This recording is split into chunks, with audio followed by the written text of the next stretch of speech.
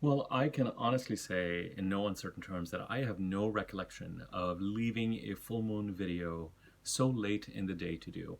As you know, I don't tend to post videos weeks in advance on my channel. I do these videos really out of the love of doing them. It's not like I have a massive ton of subscribers or that I'm pushing the channel a great deal or that I do these videos with some sort of you know, a massive eye towards monetization or even regularity. I do them when I can, and I do them out of a love of doing them. And I'm very, very grateful for the subscriber base that I do have and the folks who comment and write and are engaged. It's a lovely community. At some point, I may, the channel has continued to evolve, and at some point, I may give it more push or give it more direction, but we'll see how that goes. Certainly there are fallacies around how lucrative YouTube can be and how many subscribers you actually need and how much of a base you need for it to actually generate what it needs to generate, but separately. The reason why I brought that up is to say that I like to really get a sense of what the energy of a time is, and I really like to do these videos based on what I'm seeing in the readings that I'm doing and conducting.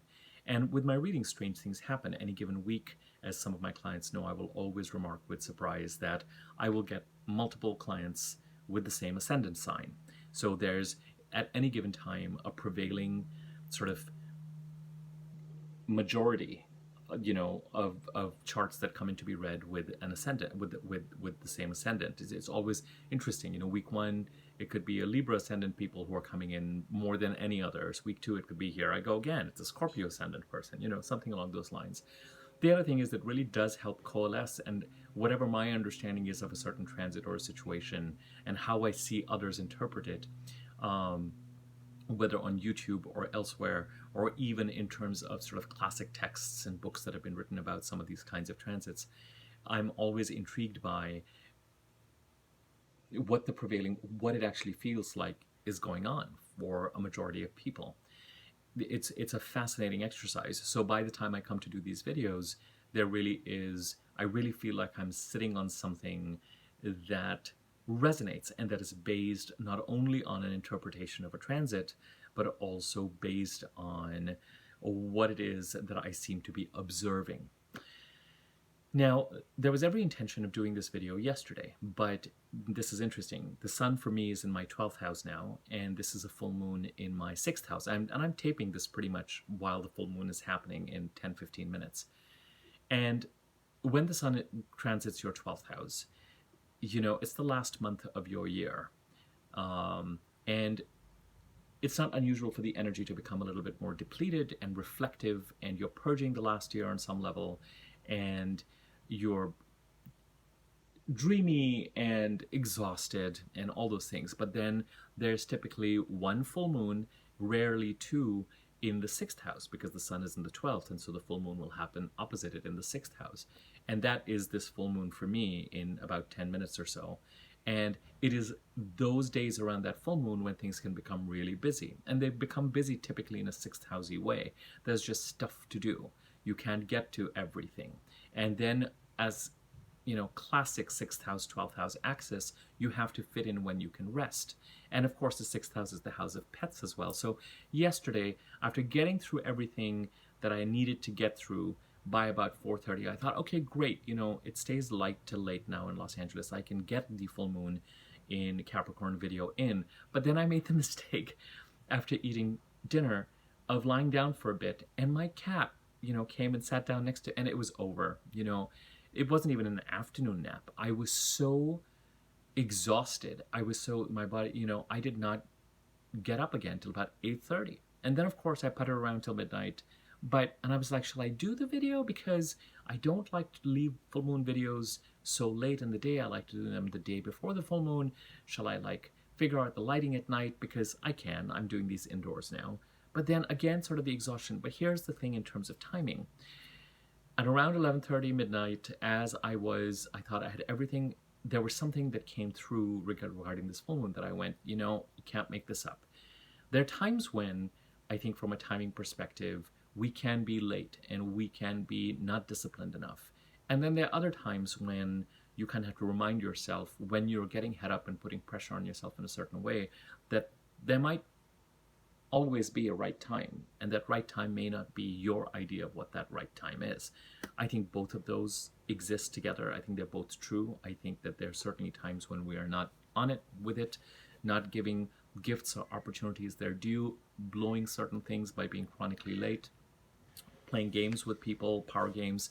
Sometimes I'll hear, especially from partners or spouses, that they have a spouse who is chronically letting them down whenever they need to, I'll be there at 6:30 and they show up at 7:15. And some part of me always thinks that there's a power game at play there, that when you need someone the most, they will somehow just play that game in a very small way to kind of, whatever's going on for them in that way. Whatever the reasons are, there are also times, however, when I feel like we get really frustrated that things are not happening at a certain time.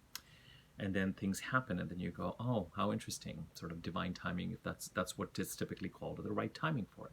All right.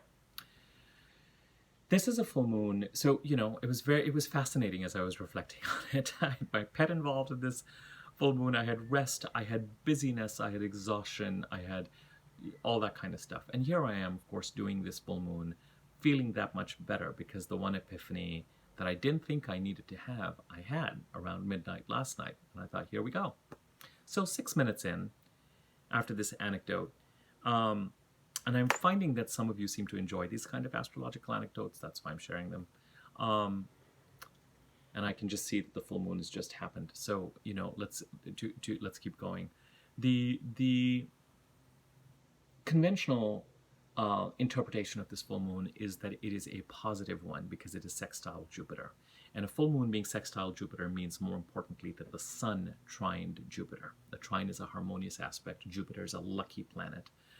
The sun is considered in positive terms in astrology. And a full moon, as many of you know, can denote, on the positive side, the completion of something, the coming of a contract, visibility, you being pushed into the limelight in some way, or else in a more challenging way, it can create a certain amount of anxiety. And in a lunar way, in an intuitive way, it can, in an emotional way, it can try to bring visibility to a situation that doesn't feel right. And so there can be a reaction. It's either an internalized reaction of mounting anxiety, irritability, sleeplessness. People sleep less during full moon, during the night. I mean, I don't mean during the day. But there's just a, sort of greater heightened activity, busyness. All of that comes with the full moon. And then, of course, there's the classic idea of a full moon being highly charged sensually and physically, and highly charged emotionally. So there's always important to note around a full moon whose pot is boiling over emotionally, who is close to tears, who's going to have a meltdown. Is it going to be you? Is it going to be someone else? And I always say, if something like that is happening around a full moon, pay attention to what is being brought up, pay attention to what is visible, pay attention to the emotional truth of what is being shared. And because the sun is opposite the moon, there will be a bit of a battle between the rational and the intuitive, or the stoic and unfeeling and rational and the emotional. But full moons are times when emotional truths voice themselves. Now, this is a full moon that is sextile Jupiter, and that the sun trines Jupiter on the way to the moon becoming full. Typically, when I look at aspects, I look at which aspects are approaching. That means where are aspects about to happen. With full moons, I also look at, as the disk of the moon is becoming full, what are the aspects being made just prior to the moon becoming full. And certainly, there's a suggestion with this full moon that in previous videos with Mercury retrograde, and by previous I mean going back again to that Mercury and Gemini video I did, and all the videos after that, including the eclipse videos, there's been, of course, a narrative building between the tussle of planets in the signs of Gemini, where we still have Mercury, now direct as of 2 days ago, but and Pisces, with Neptune there and Jupiter there. At this point in time, of course, we have Venus in Cancer, the Sun in Cancer, and the Moon in Capricorn, hence a full moon.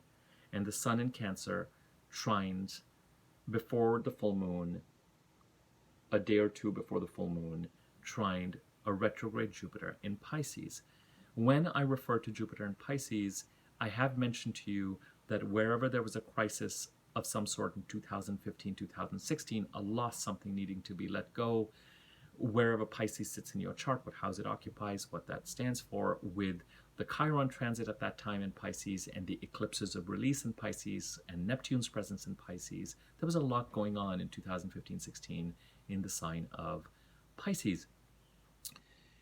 And those eclipses were charged, supercharged. In my observation, we often go back to crises that occurred then. And the sign of Pisces has had a certain amount of activation since then, because after that, there were a certain number of Mercury retrogrades for 2 or 3 years that would keep happening in water signs and happen in Pisces around the February-March timeframe every year.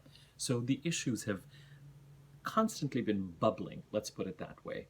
Jupiter's brief entry into Pisces over this summer has meant that there may be an opportunity for healing, an opportunity to end a 12-year cycle, start a 12-year cycle.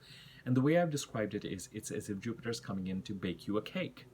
But the challenge here with some of the sneaky, deceptive, unclear, gaslighty, martyrdom-like energies that have been at play is that there's a feeling that someone may be eyeing your birthday cake or a slice or two within it. Okay? And certainly with the eclipses, this feeling has been very, very strong. As I've always maintained that once the planets moved from Gemini, and it's from Gemini that they squared either Jupiter in Pisces or Neptune in Pisces, and the eclipses on May the 26th and June the 10th, I have videos on those, featured strong and powerful squares practically on the days of those eclipses. That's why we couldn't quite get away from that energy. You know, as the planets moved from Gemini to Cancer, Mars moved into Cancer, and then Venus has now moved into Cancer, and the Sun is now in Cancer, and you know, at a certain point, Mercury will move into Cancer, July the 11th, I think. So from the sign of Cancer, some of the energies towards Pisces have a certain amount of support, and as the planets move into Leo from Cancer, and specifically we have Mars in Leo now, greater assertion appears. Venus comes into Leo on the 27th of this month, in 2 or 3 days time. Venus's presence in Cancer has also been supportive to us as we've navigated through these deceptive energies, because within the sign of Cancer, it's possible that over the last 3 weeks or so, and this would be concurrent with this Mercury retrograde energy, that someone may have appeared from the past with a kind of offering. You know, the offering could just be a knock on the door. It can be a little bit like the bad penny that has turned up again, or it can be a bit like, oh, look who the wind has just sort of blown in here. It can have that context. And it wouldn't surprise me if there's a certain amount of anxiety around it, because the timing of Venus in Cancer was still very much in tune with or happening at the same time as Mercury retrograde in Gemini. So again, those deceptive energies, we're still feeling them. But our mojo, our vitality, because of the planets in Cancer, and the nature that we're not as strong as once the planets move into Leo, they give us greater assertion for a number of reasons. The quality of the sign, most importantly, and the planetary transits there. As I said, Mars is already in Leo, and Venus is going to come in here in 3 days' time. And they're going to conjunct in Leo in a few weeks. I'll cover that in a separate video. Now, what is all of this has to have to do with the full moon? Okay, fine.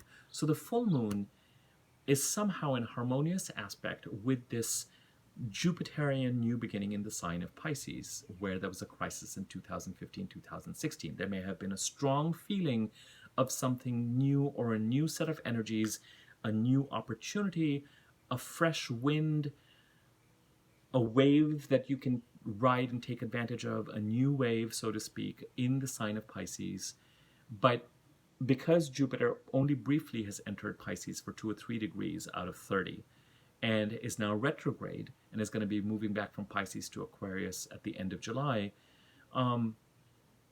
most of us have received intimations of what this change might be and look like, but the cake isn't baked here for the having. And indeed, Jupiter comes back into Pisces at the end of December. So we're now really looking at the first 5 6 months of next year and the last couple of months of next year, 2022, where some of this cake baking and partaking and partying and eating might occur, will occur, can occur. Okay, fine.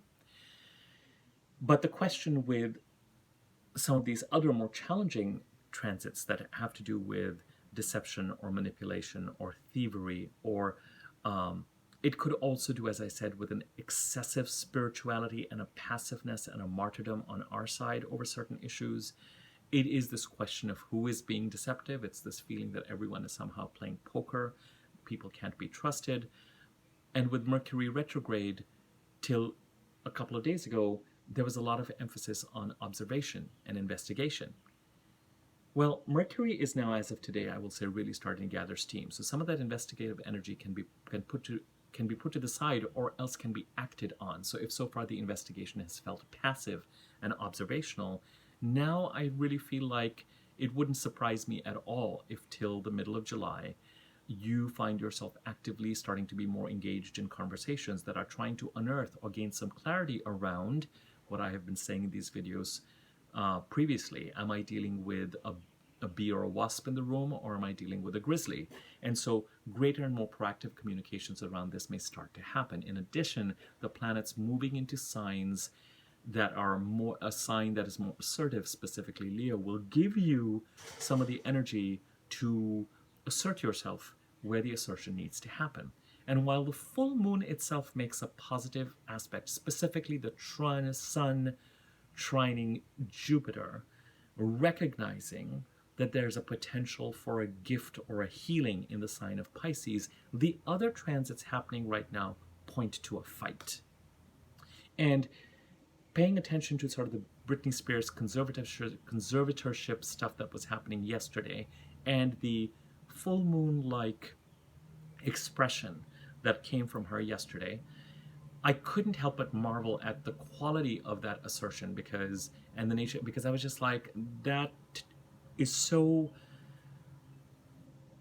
representative of the energies at work right now, where there's an assertion there over an issue that has a murkiness and elements of control and manipulation and lack of clarity, and has something gone on for too long, and it may have started, I can't even remember what was going on in 2015-16. I don't know her. I don't know her chart.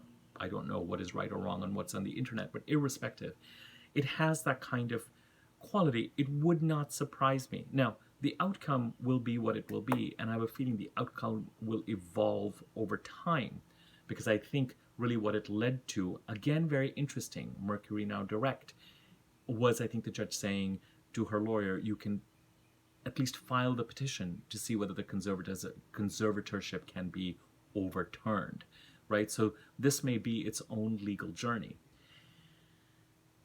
We have Mars getting ready to oppose Saturn. Mars in Leo, Saturn in Aquarius on July the 1st. On July the 3rd, and this was the epiphany I had, it squares Uranus in Taurus. And as you know, the Saturn-Uranus square is a big transit for 2021. And then we have Venus, after it enters Leo on the 27th, opposing Saturn on July the 6th, the same day when Mercury in Gemini squares Neptune in Pisces for the third time. And I'm going to explain what this means in a second. And then on the 8th, Venus squares Uranus. On the 9th, we have a new moon in Cancer. And the moon is strong and powerful in Cancer. She rules Cancer. So the time between now and the new moon in Cancer, I don't care how harmonious this full moon is. All the signs point to a throwdown. All the signs point to being in the ring and fighting something out. My suggestion with Mercury in Gemini, and my observation, is that a lot of this is going to play out because Mercury rules Gemini. It's strong in Gemini. It's a strong planet right now, as are Jupiter, as are Neptune. The planets in Gemini and Pisces are in their rulership. They're strong. Saturn is in its rulership in Aquarius. Venus is powerful for a couple of days in Cancer. Mars is better placed in Leo than it was in Venus. As I said, mojo rising, observation, uneasiness, full moon uneasiness, an awareness that there might be a gift in the offing in 2022, but an awareness that someone may have someone's Get away from my cake is the energy that underlines what is playing out. The means to it might be, do you have an eye on my cake? Now, no one is going to ask that question directly, but that's what we're trying to get to. Are you a bee or a wasp or a fly or a mosquito, or are you a grizzly? What am I dealing with here? And it would not surprise me at all if the next couple of weeks bring engagement through conversation. And as always, I would advise, now in certain cases, when you have planets like Saturn involved, there could be a legal component to this. And here I will jump in and say, not just because I'm giving you a disclaimer, but because it might be necessary, it might for some of you be time to get the right professional legal advice if it has a legal or a contractual component. Mars, the planet of our will and assertion, opposes a retrograde Saturn in Uranus. Better to do this opposition with Saturn in Uranus than in Capricorn. But it's still, you know, we've talked with the Saturn-Uranus square around the idea of not following the path of least resistance wherever Saturn is transiting right now in Aquarius. Where does Aquarius sit in your chart? What house does it occupy? And what does that house stand for?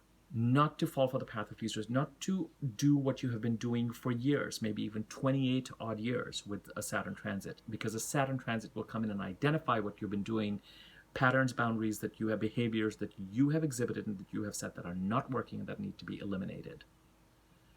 And you may, your will, your anger, your assertion, your aggression might come up against, fortunately, a retrograde Saturn that is trying to incorporate something, and it's not so. The only way this will be bad is if you choose the previous approach, or an approach that has not worked for you in the past.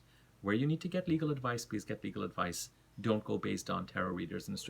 Your situation is your situation. And one person's idea or what is needed in one person's chart with regard to assertion may be very different to what another person needs in terms of assertion. Are you still playing poker? How are you asking the question? Mercury is Gemini.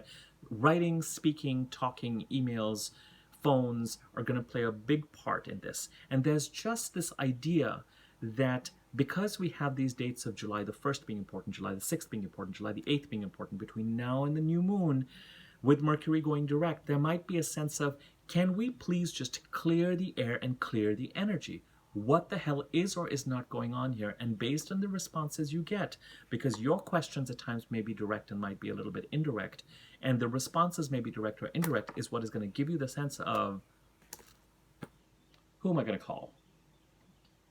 What ghosts, you know, what is my definition of the Ghostbusters that are needed here to clear these phantoms and clear my energy so I can focus on what is new? Okay, but with Mars opposing Saturn, Venus getting ready to oppose Saturn, and them squaring Uranus, ultimately, all of this is contributing towards the longer transit of Uranus trying to liberate you at Taurus in your chart. But there are tests. If the universe is baking a cake for you, and you've gotten a sense of this over the summer, and the cake is going to show up next year, who do you want around the table to share in that cake, if anyone? Because the cake is meant for you. And if you need to stand up for yourself, and with Mars, I always say be careful. Assertion, not aggression. But in certain cases, you're going to have to do what you're going to have to do. And you're going to be tested to do it. You're going to be tested to do it. With Mars, it's your will, it's your energy. With Venus, you know, and with Venus, just prior to this full moon, we had Venus trine Neptune. Okay, nice. And oppose Pluto. Oh my God. You know, again, power plays, power struggles, relationships, money. And then the planet of relationships and money opposes Saturn and Uranus. Saturn, which is trying to contractualize something. Luckily, it's not there yet. So folks, Mercury is no longer retrograde. It is now time to enter the room and clear the cobwebs and figure out what the ghosts and phantoms are. Is it a bee? Is it a wasp? Is it a fly? Is it a grizzly? And what version of your Ghostbusters you're going to call, whether it's going to be you or other people you're going to partner with to rely on to clear the air and clear the energy. Will not surprise me. I was going to title this video Fight as of yesterday. 5 minutes before I started the video, I got the word assertion, and that is what I'm going to go with. But until there's a need to, until go in with an inquiring energy so that you can determine what is really going on. Because with Neptune, some of this is going, some of this is what is real and what is not. Some of this is also around, where do I have an intuitive read on something, but what is the fact? And then some of it is, especially with energies that are power playing or gaslighting in the works, and where we have a sense of worry, sometimes there can also be self-delusion. And somewhere there's this line with inquiry that we have to get to. How much is someone else deluding us, and how much is it us deluding? The assertion is about inquiry and communication. But at some point, as you head towards the 1st of July and then the 7th of July, there may need to be a throwdown. There may need to be a challenge. There may need to be a conversation. There may need to be an argument. There may need to be a fight. I am lucky I've been able to get this entire video in. I can't wait to post it. My email address is going to be in the description box, so inquire about rates for readings, or if you want me to make an easy-to-read version of your chart, I'll send you the rates. You can see if you want to proceed. Feel free to comment on this video, like it, share it, subscribe to my YouTube channel, and click on the bell icon so you're notified whenever I do new videos. The comments and likes just kind of give the video more circulation on YouTube, I think. And subscriptions always help if you like the content. Yeah, of course, if you like it. All right, thanks for your patience. And apologies for the late video upload for people who've been looking for it. Take care.